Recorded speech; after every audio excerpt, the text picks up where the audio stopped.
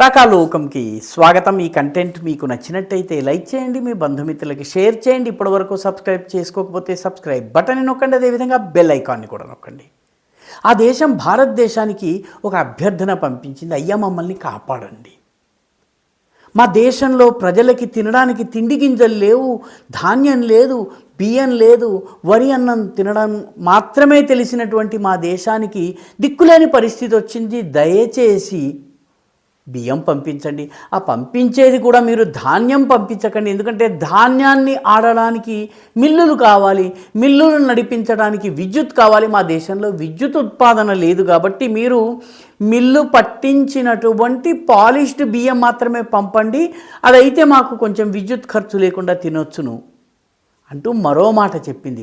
అయ్యా మా దేశం బీద దేశము, మాకు తినడానికి తిండి లేదు, విద్యుత్ సరఫరా లేదు, దానితో పాటు కట్టేందుకు డబ్బులు కూడా లేవు, కాబట్టి మేము మీకు బియ్యం ధర పూర్తిగా చెల్లించలేము, వీలైనంతగా ధరను తగ్గించండి, మాకు డిస్కౌంటెడ్ ప్రైజెస్ అంటే తగ్గింపు ధరలకే మీరు బియ్యం సరఫరా చేయండి. ఎందుకంటే మీరు సరఫరా చేయకపోతే మా దేశ ప్రజలు ఆకలితో అలమటించి కునారిల్లి కృషించి సర్వనాశనం అయిపోతారు, కాబట్టి మానవీయ దృక్పథంతో మాకు బియ్యం పంపండి.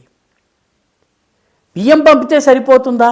లేదు, మాకు కావలసినటువంటి పప్పు దినుసుల్ని మీరే పంపండి, కూరగాయల్ని మీరే పంపండి, వాటితో పాటు మాకు కూర వండుకోవడానికి వంట నూనె కూడా మీరే పంపండి అని చెప్పి అడిగింది.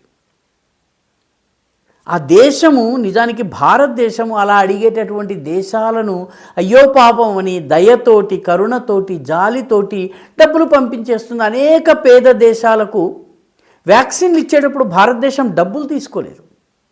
ఆ రకంగా డబ్బులు తీసుకోకుండా వ్యాక్సిన్లు ఇచ్చినందుకు తమ వ్యాపారం పోతుందని చెప్పి చాలా విదేశీ ఫార్మస్యూటికల్ కంపెనీస్ భారతదేశం మీద దుష్ప్రచారం కూడా చేసినాయి.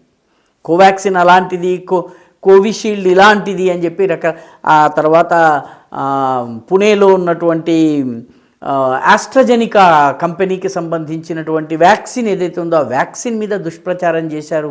భారతదేశము అనేక దేశాలకు ఉచితంగా సరఫరా చేస్తుంది, కాబట్టి ఈ దేశానికి కూడా సరఫరా చేస్తే తప్పేమిటి అని భారతదేశంలో ఉన్నటువంటి చాలామంది అనుకోవచ్చును. సహజమైనటువంటి దయార్ద్ర గుణం ఉన్నటువంటి భారతదేశం కూడా ఇవ్వడానికి సిద్ధమవుతున్నది.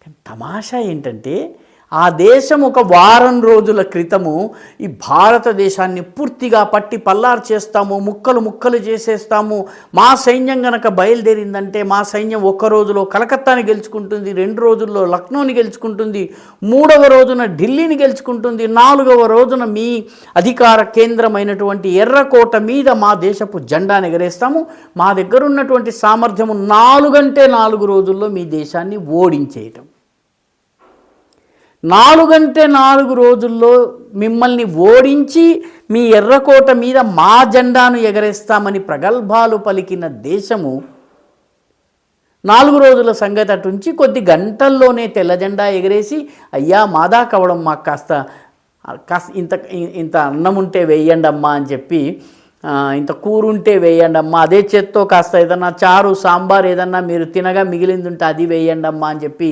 ఏ రకంగానైతే భిక్షాటన చేస్తారో అలా ఆ దేశం అడుగుతుంది. ఆ దేశం పేరేంటి? ఆ దేశం పేరు బంగ్లాదేశ్. ప్రస్తుతం అక్కడ ఎన్నికల్లో పోటీ చేయని, పార్టీ పెట్టని, ప్రజల ఓట్లు లేకుండా గెలిచినటువంటి వ్యక్తి ప్రభుత్వానికి సలహాదారు పేరుతో ప్రధానమంత్రి అధికారాలన్నీ చేతిలోకి తీసుకున్నాడు. ఎన్నికల్లో పోటీ చేయలేదు, ఎన్నికలు జరగలేదు, ఎన్నికల్లో గెలవలేదు, ఎక్కడి నుంచో వచ్చేసేసి హఠాత్తుగా పాలకుడయ్యాడు. ఆయన గొప్ప ఆర్థికవేత్త, నోబెల్ ప్రైజ్ కూడాను ఆయనకు ఆర్థిక వ్యవహారాల కారణంగా వచ్చింది.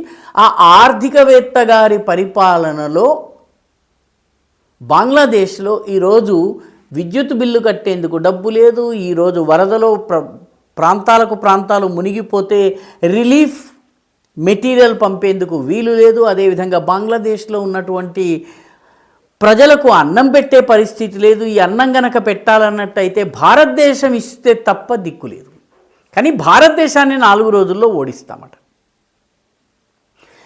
భారతదేశాన్ని 4 రోజుల్లో యుద్ధంలో ఓడించి ఎర్రకోట మీద జెండా ఎగరేస్తామని ప్రగల్భాలు పలికినటువంటి బంగ్లాదేశ్ ఈరోజు భారతదేశాన్ని, ఏ భారతదేశం పైన యుద్ధం ప్రకటిస్తామందో ఆ భారతదేశాన్ని మాదా కవళం తల్లి అంటోంది.